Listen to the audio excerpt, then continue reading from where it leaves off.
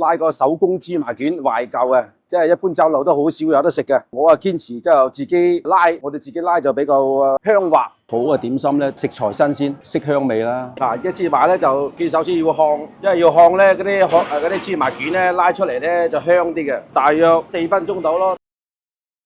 嗱，通常得㗎啦，咁樣就如果烘完啦，佢就跟住攞攪拌機打。咁咪側側地搞咧，佢就均勻啲。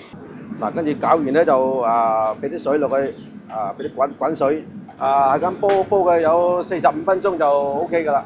呢啲糖，呢啲就清水，呢個就芝麻漿，芝麻漿咧就入邊有啲馬蹄粉，跟住用啲水開佢先，一定要揩勻佢咁，冇俾佢有生粒。不過陣間都要加一格嘅，加一格嘅咧，咁咪食出啲芝麻卷先幼滑啊。呢個一份可以整到13條，佢要啲水要熱啲咧，佢先賣啊。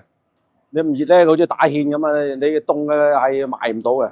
攞埋啲油啲糖嗰啲落去，咁差唔多啲配料全部倒晒㗎啦。就而家就等佢凍啲先，凍少少。一定要撞咗個結結地，又唔好太稀，又唔好太結。價格嘅咧，因為佢有啲雜質啲芝麻嗰度咧，驚有時或者撞嗰陣時咧有啲生粒驚拉出嚟又唔夠滑。所以一定要呢個動作，一定要價格嘅。一盤2殼。你唔勻咧，就一邊厚一邊薄，2殼。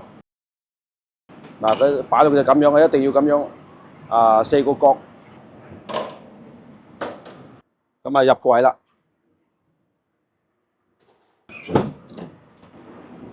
咁起晒出嚟，要攤一攤佢先，吹佢。即係整開咗少少咧，就唔使點刮啫，再用隻手嚟推佢啦。點解係用隻手嚟推咧？因為用刮刀係刮唔到嘅，係用隻手嚟推咧就啲芝麻要實啲啊，即係唔會話鬆泡泡咁嘛。拉出嚟成條芝麻卷實嘅。嗱咁捲到拉尾嗰啲咧就咁一撥落就得㗎啦。